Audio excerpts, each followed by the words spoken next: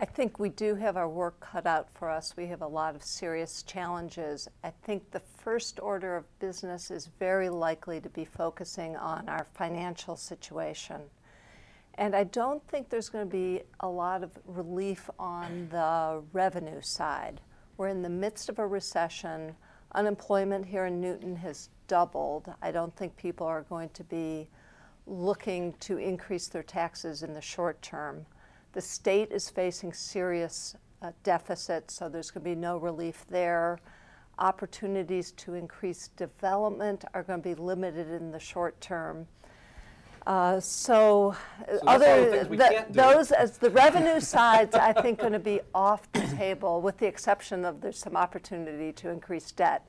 So I think the focus is going to be on the cost side, which means we're going to have to be working very hard to increase efficiency and productivity.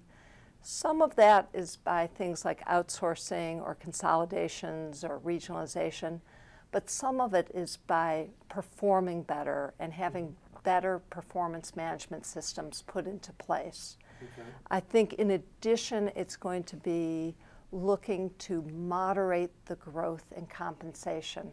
We're in the midst of negotiating our union contracts. That's going to be an important priority. Well, let me ask you this, because there's an awful lot of talented people that have been in office for quite some time.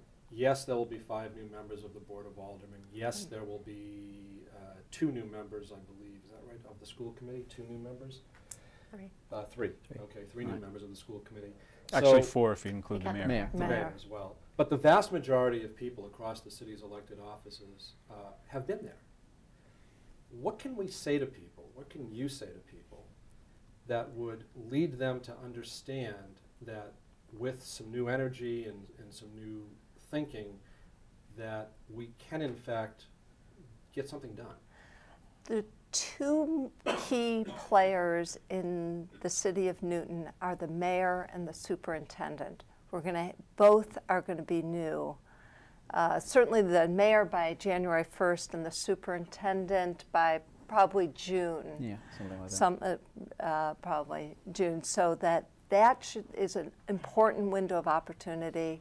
And we do have some new energy on the board and the school committee. And also, I think the recession has focused our attention and hopefully the work of groups like the CAG as well. Let me take that as a jump-off point and go to go to our school committee folks. So, Jeff Young was here for what, 10 years? 12, yeah, 11 years.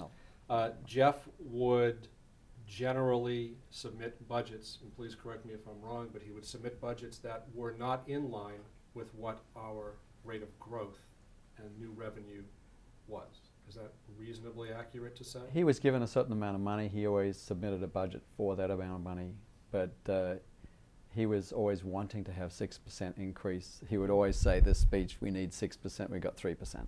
But he was always doing his budget according to what revenue we had. Mm-hmm.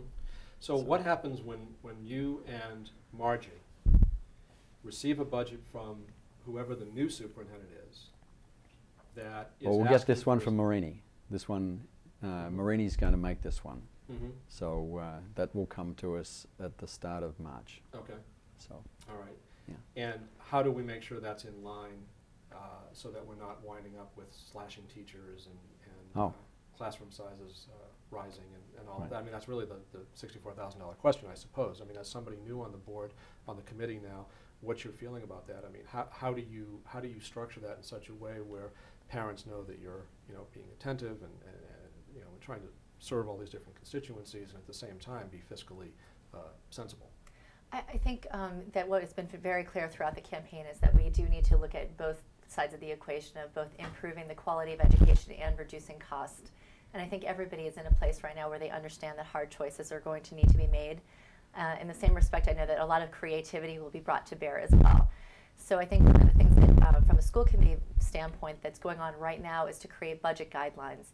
And in those budget guidelines, what I really would like to see is some very specific goals that we'd like to achieve, and that really look not just in terms of short-term budgeting, which really in the past had been more of a year-to-year kind of process, but really to look down the road to find out what kinds of changes do we need to make to really accomplish those efficiencies, not just in one year, but over time. And do you have some ideas on that? I mean, you've been running now for about a year or so. I mean, I think everybody at this table, have some ideas, and I guess, a lot of times during the campaign, it's very difficult to use the word cuts. I mean, it is a third rail political type of word. People don't want to hear that, and I'm not sure that we necessarily need to, but how do you, in fact, do that other than the GIC with the insurance, other than taking a look at different incentives for how do you actually go ahead and do that, and how do the two of you, for example, someone new, someone who's been there for a little while, how do you work together on that? Because I think people want to see us all work together. Right. Well, I mean, what Margie said is correct. We want to be looking more than 1 year out, but the fact is that we've got collective bargaining that's been running since March. It's got no result. It's kind of stalled or was put on hold for the elections. The notion is that it's a new school committee who will have to grapple with that problem. But the budget will be built upon an assumed collective bargaining agreement, as it always is. And then there's always this dance about the NTA trying to figure out what it is, and is there money hidden in the budget, and this and that and the other, which I think we need to get away from that kind of adversarial approach. In the sense, some people will say, well, we're going to balance this budget on the back of the teachers when you say, we're going to hold salaries down or something like that. But the fact is, we have 3.5% of revenue, and it might be less, depending on how the state economy is going. But it's always this case of 80% staff leads you to two things. It seems generally either you're raising teachers' salaries according to, say, the average 2.7 COLA on top of the 4% step increases for the first 13 years.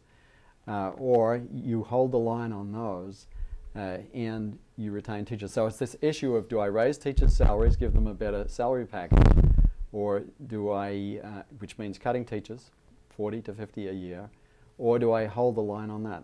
In this past budget, we had a zero COLA assumption built into it, which has not been agreed to by the NTA yet. And what it's meant is we didn't cut the 40 teachers. We had a very small cut, 5 or 6 or something like that. So that's the issue. We can't, in the school system, keep on reducing staff. People say, oh, we're going to cut somewhere. The class sizes are still going to go up. If you start cutting teachers, it's going to go past 30. The teaching loads go up. And the general feeling you have from the teacher population is they're pretty well at a stress point right now. So I think the issue is we have to get away from talking about just salaries and benefits, although there is some play in the benefits area for sure. We have to start talking more about what the joint interests are. For example, teachers are interested in keeping class size down. So is the school committee, so are the parents, so are the kids. So there are joint interests that we have. And in fact, we had a whole training session at the start of this year where we went through it. We said, how do you find common interests? So it's interest-based bargaining, which I thought was really great. And so I think if we go back to that notion and say to teachers, what do you want? What's the most important thing to you? What have they said they want? Well, I am told that when you do surveys of teachers, salaries and benefits are like number 3 on their list. Number 1 and 2 are support in the classroom, training, those kinds of things. So that's where, when we start doing the budget guidelines, the priority last year was to support the teacher as well as possible in the classroom. So I think if we start to fashion that in the budget, if you went around to every teacher and said, what do you need to make you feel like you really want to come to class every day? And gather that all together and give them that. And then you say, the offset against that is you're not going to get 2.7% salary. It's going to be closer to, what, 0.5% or whatever we can afford. But get that conversation going. So I hope that we can shift into what I would say a more interest-based bargaining approach there, as well as looking at the healthcare.